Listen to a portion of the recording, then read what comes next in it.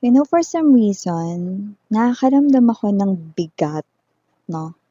And I don't like that kind of feeling, 'no?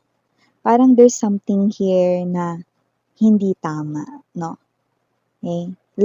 Like maling-mali, 'no? Like maling-mali, 'no? So, altogether, alamin natin 'yan. Yeah, okay? This really creeps me out.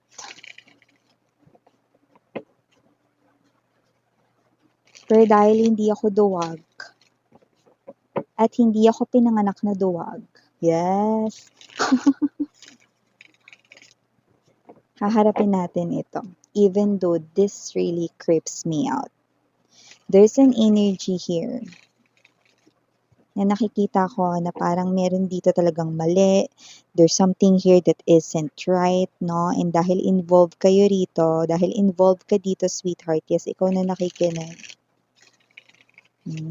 Hindi ko hahayaan, no, na mag-isa kang dumaan dito. Okay? I'm with you. May flashlight man or wala, I'm with you. Okay?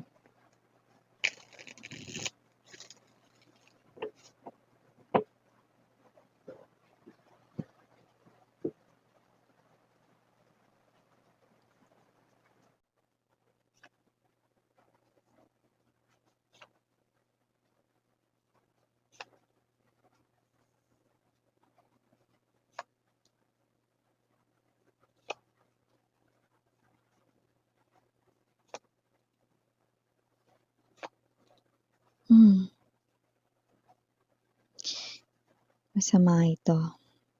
Kaya naman pala, no, ganun yung ating na-feel, no, while shuffling, no, or while doing the shuffling.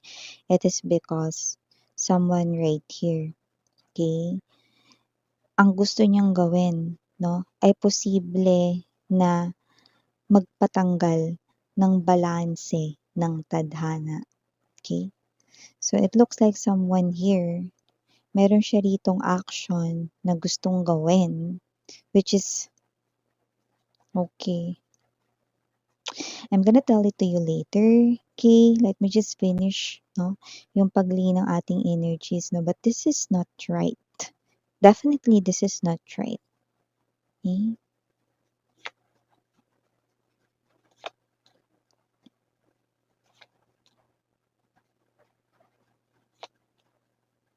See?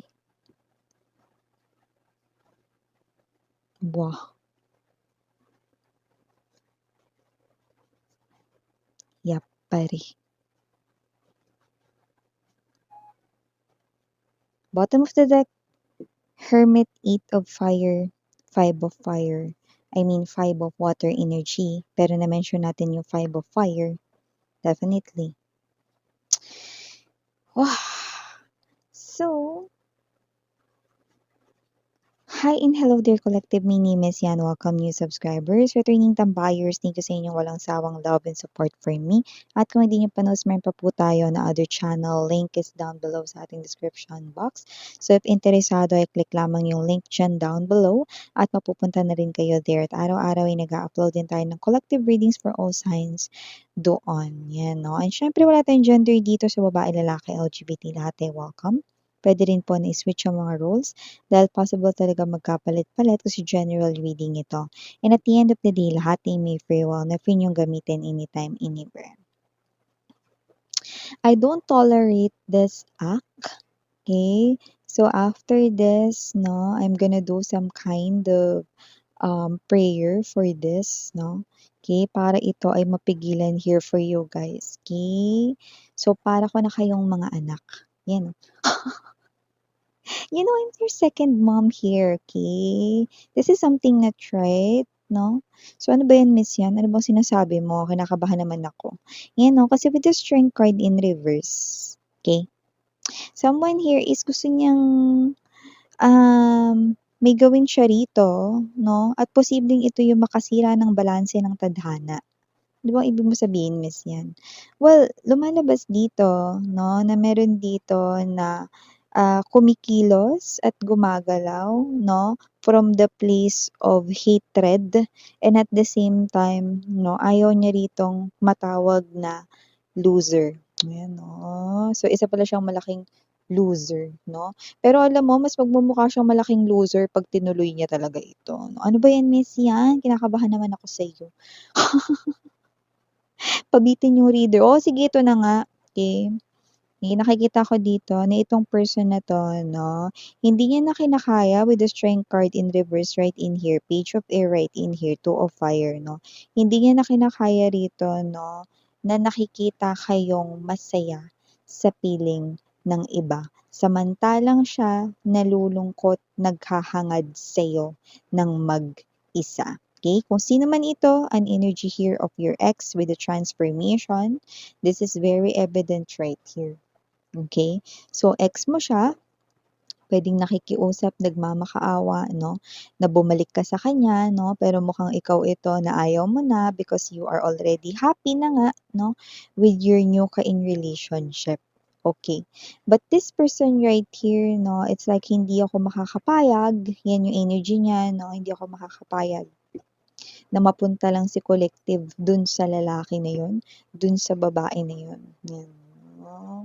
So parang parang ganun yung energy niya 'no, very strong, there's a strong intensity 'no, very high vibrational ang energy niya 'no, galit siya rito and at the same time, okay, magkahalo-halo na lahat ng negative emotions 'no, palaki ng palaki 'no, parang, isang malaking bola na ito 'no, na parang gano'n na kalaki 'no, yung kanya ritong halo-halo 'no, na emosyon 'no, ng pagkalungkot, galit 'no, pagkadismaya, pagkatalo, lahat-lahat na 'no. So nakita ko rito that you've already turned your back from this person with the Eight of Earth energy, you are now paying attention with your new love. Because you're happy sa bago mo, 'di ba?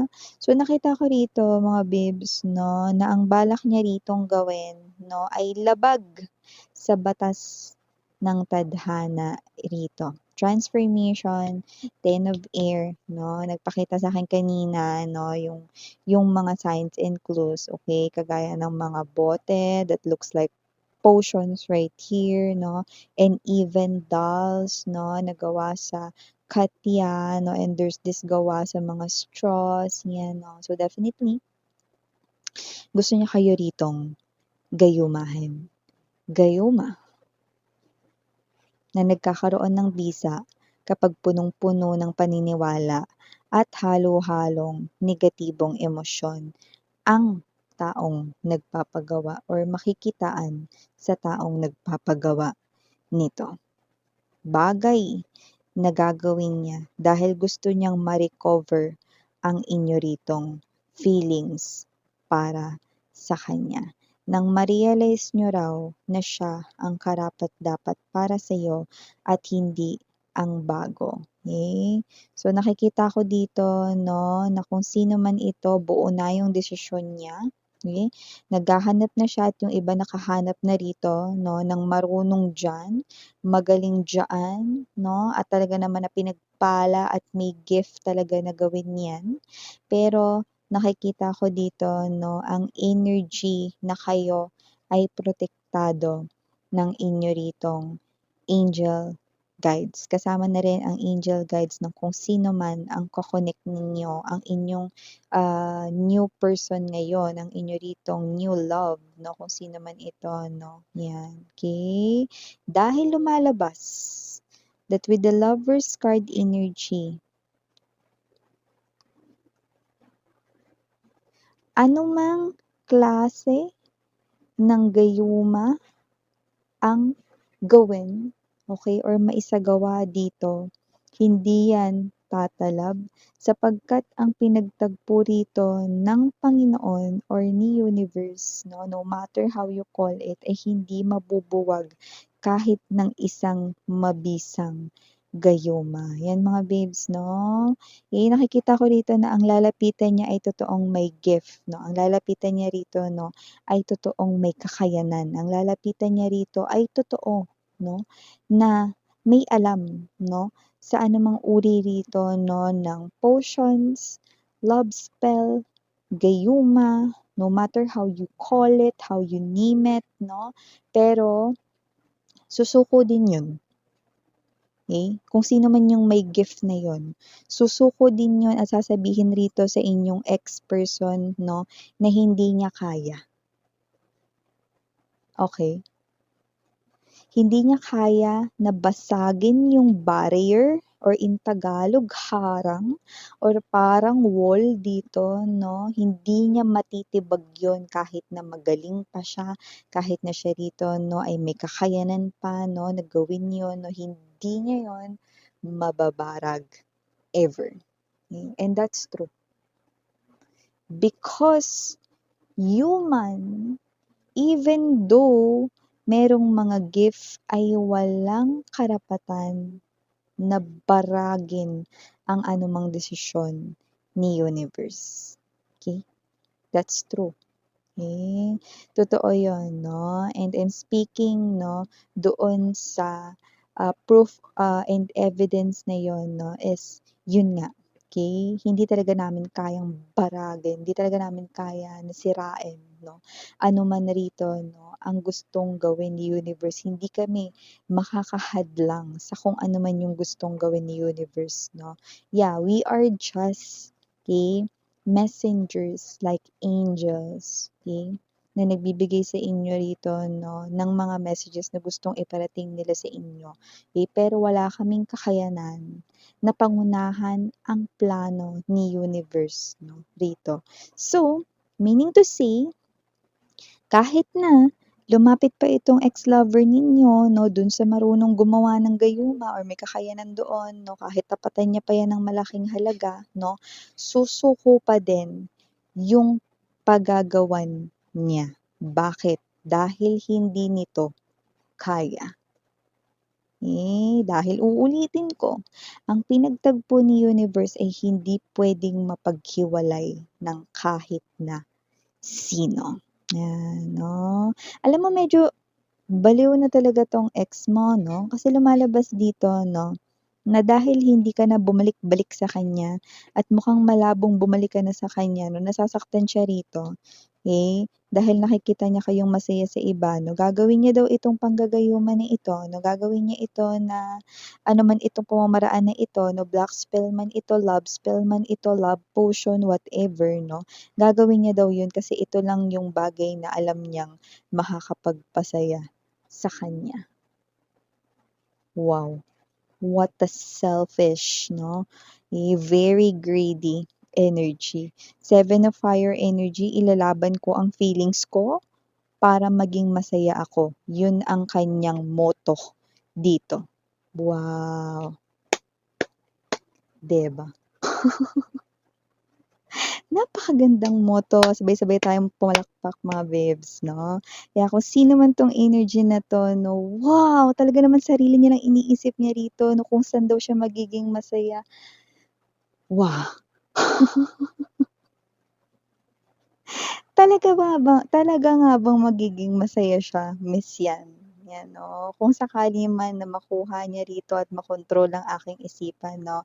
First of all, sweetheart, if you're really listening to me right now, you are protected, honey.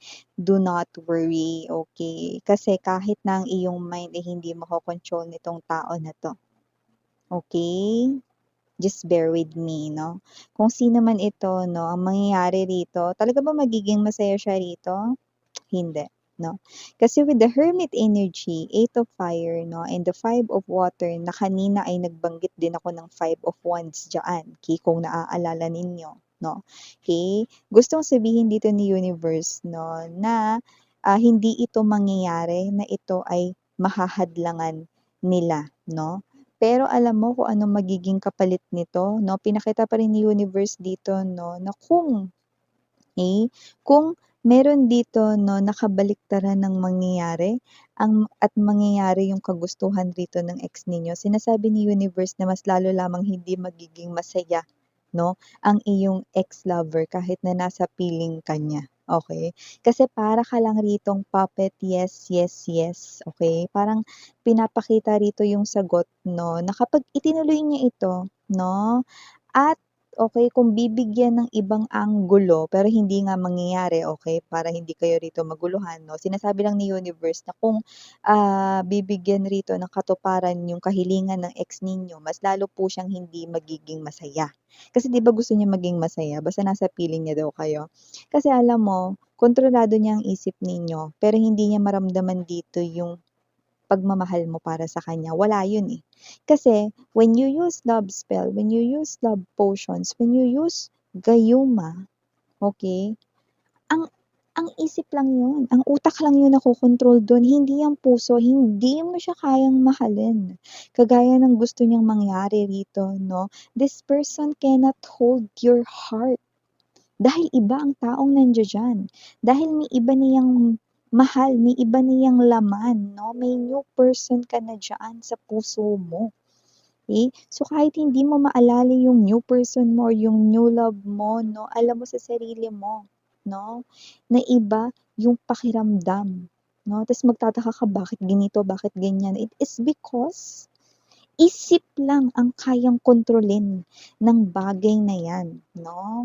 Which is alam mo ba everytime na may nagpapagawa ng gayuma kinda thing 'no, eh, they thought mga babes 'no, na hindi nila rito nagagalaw ang balanse ng tadhana, hindi. They just make it worse. Why? Kasi mas dine-delay lang nila dito 'no, yung talagang taong naka-destined para sa kanila. And hindi rin sila tunay na nagiging masaya. That is what happening 'no, sa kanila rito, okay. So, mas lalo lang silang nagdudulot ng conflicts, 5 of water energy, 5 of wands right in here 'no, because hindi naman talaga ito yung gusto nila. Ang gusto nila rito 'no is maramdaman ulit yung pagmamahal mo, yung warmth mo. Naramdaman nila yun dati, eh, 'di ba? Puwedeng hindi lang nila rito pinahalagahan yun, 'di ba? Ito yung gusto nila ulit maramdaman, yung warmth ng pagmamahal mo sa kanila pero hindi mo yun kayang ibigay dahil hindi mo na nga yun maibibigay sa kanya dahil may bago ka ng mahal. And you love that person so much that you just cannot give up that new love just to go back to this ex of yours. Cholte, no? Kahit kailan hindi mangyayari.